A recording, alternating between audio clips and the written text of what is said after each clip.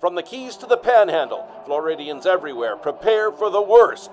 The grotesque gargantuan that is our state legislature is continuing its devastating deluge of attacks on our citizens, with no sign of letting up. Expect something that's fiercer, more cruel and deadly than anything that ever walked the earth. Reports are coming in of yet another week of destruction coming from our state capital. Will the beast let up its horrifying hunger for Floridians' rights? Floridians have the right to amend our Constitution, reflecting the will of the people, whether the legislature likes it or not. Unfortunately, this session has seen a bevy of blows against this right, and this week it only got worse. House Bill 7037 works to increase the hurdles for the average Floridian to see their legislation reach the ballot, bogging down the process in red tape, complicating petition gathering for organizations, and drastically increasing the cost for each petition. Democracy is a sacred right of Floridians. This legislature, we hope, would be implementing ways to expand that access, not restrict it.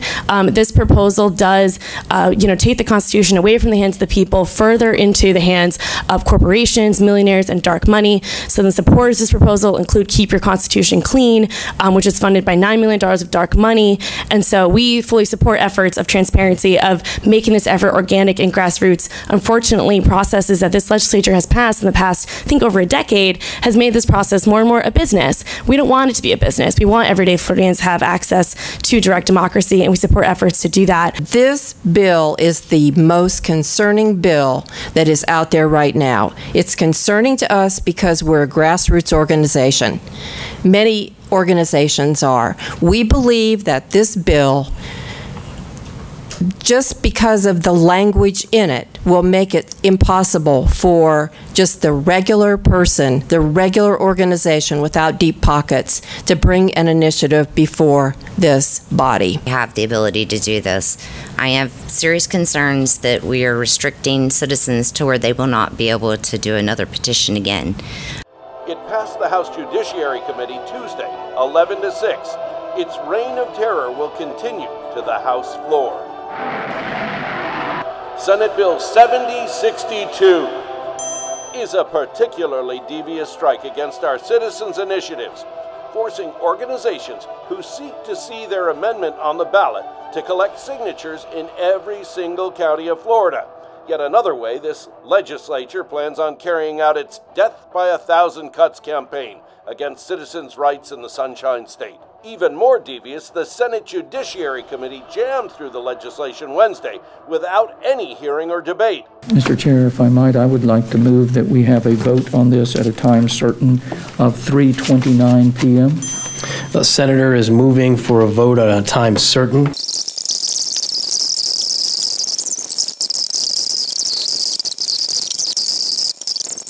One portion of the Constitution regarding this, and that is a equal distribution. Thank you, Senator. Yeah. Given the motion previously, the Secretary will call the roll. Senator Baxley? Yes. Senator Gibson? No. Senator Hudson? Yes. Senator Stargell? Yes. Vice Chair Rodriguez? No. Chair Simmons? Yes. By your vote, show the bill passes. It passed 4-2. It will now head to the Senate floor. This week, darkness continues to envelop the Florida Capitol, further shrouding our fair state's access to the inner workings of our government. House Bill 7081 would hide the presidential approval process for Florida's higher education system from our citizens. College and university presidents control billions of taxpayer dollars and are Florida's most powerful unelected officials. It just makes sense that Floridians would know who's up for the job.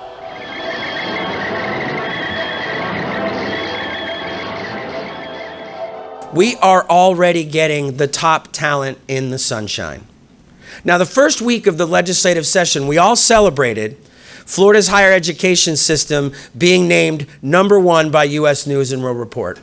The governor mentioned in his State of the State address, and we all celebrated that fact. We got that status on the leaders we have now that applied and were hired in the sunshine. There is no compelling reason to take this information away from the people, the taxpayers. See, I do appreciate Chair Latvala and the idea of the 21 days before the hiring. But understand this, and this is also present in the First Amendment Foundation's letter opposing this bill, is that those who are not selected, those who are not given an interview, information about those who weren't picked to make the final cut is just as important as those who did. Look, here's how this is going to go. Our boards of trustees are political appointees. They're not elected. They're not accountable to anybody. I've worked with some of these boards. It's a lot of great business people. They're not academics. So we're going to have this process where they're going to go off and then 3 names are going to come out at the very end of the process, and those might be business leaders in the community, and that's great. But when the faculty and the staff and the students and the parents, when they don't know who else applied, they're never going to trust that decision. It's too easy to stack the decks. It's too easy for the Board of Trustees to pick a favored son, put 2 lesser candidates up with him, and then those are our finalists. And then the favored son looks like a superstar. But we don't know about all the other superstars that might have been fantastic leaders and maybe underrepresented in leadership positions in our state as women, as minorities. It's just not enough time, and it's not enough sunshine. The shadows will continue to spread as it passed the House Education Committee 15-0 on Tuesday. It will now head to the House floor. On the Senate side, the attacks on our public transparency continue with Senate Bill 774, which would also obfuscate the public meeting requirements for potential presidents. Why are we worried about the comfort of a handful of people that want to be in one of the more powerful positions in the state of Florida? Shouldn't be worrying about the millions of Floridians that care about how their money is spent and who administers their university system. I'm going to read this because I don't want to forget it. This is a quote from the First Amendment Foundation. Recent quote: "There is no reason to believe that secret searches for a university president will produce better credentialed candidates. Rather, there is evidence that secrecy results in promoting well-connected insiders, leaving out women, people of color, and other well-qualified candidates." So I live in Gainesville. We are a college town as well as Tallahassee is, and we feel that our community is what attracts the candidates, not just the select few. So we feel that our economy is dependent upon the selection of these candidates, especially for the University of Florida and Santa Fe College, and that we are interested as the public in who receives these opportunities in our community. $12.8 billion per year in taxpayer funding is how much money collectively controlled by state university system executives. These are individuals who, as it's been pointed out, are not publicly elected officials, so that this bill, SB 774, which seeks to exempt the hiring of these executives from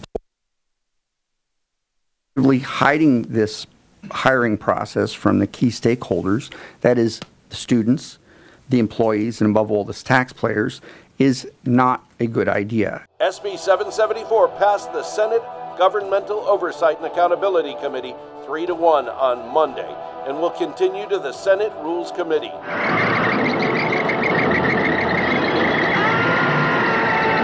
Different municipalities have different needs. House Bill 157 continues to ignore this, looking to force school board term limits across the state, regardless of what the people in each of those counties want.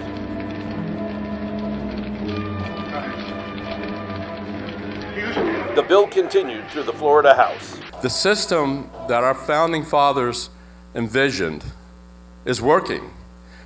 They knew that the populace, the voting public, would make the right decision, and we do have term limits. The term limits are based in the people's hands.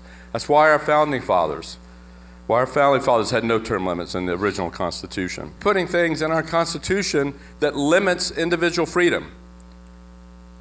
I'm a constitutionalist. I'm conservative. Let's let freedom reign. Let's let the voters vote. Let's let the process work its way out. We don't need an artificial restriction of public rights, civic rights, in our Constitution to do that. The proposed constitutional amendment passed 79 to 39. There were 7 Democrats who opposed labor. The fight now moves to the Senate. Florida's legislature frequently touts their love of small government. That is, until communities try to enforce laws and regulations that they disagree with.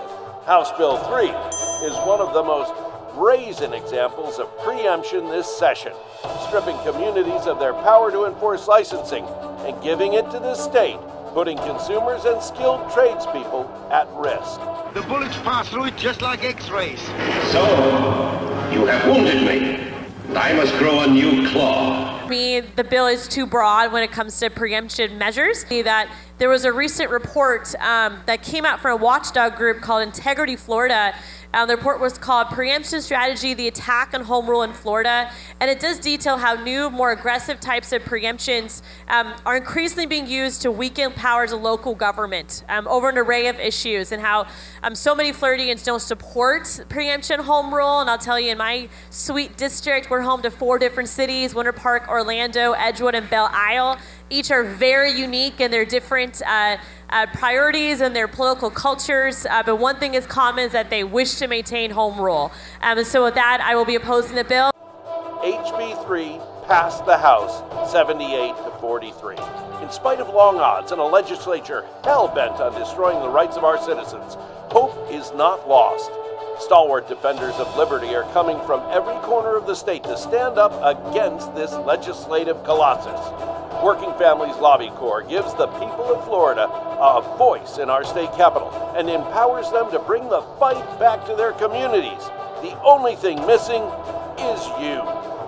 Right. Hey, my name is Jim Janecko. I'm with the International Union of Operating Engineers, Local 487. We represent over 1,500 heavy equipment operators, mechanics, drivers in the construction industry, crane operators, and we're here today in Tallahassee and this week because this is the only way that working families in the state of Florida have a voice. This group and everybody standing behind me is here fighting for the workers' rights, and we're the only way that people have a voice to stand up for working families in the state of Florida. My name is Rob Moore. I represent the Teachers Association of Lee County, Florida. I'm up here with our colleagues in the Working Family Labor Corps.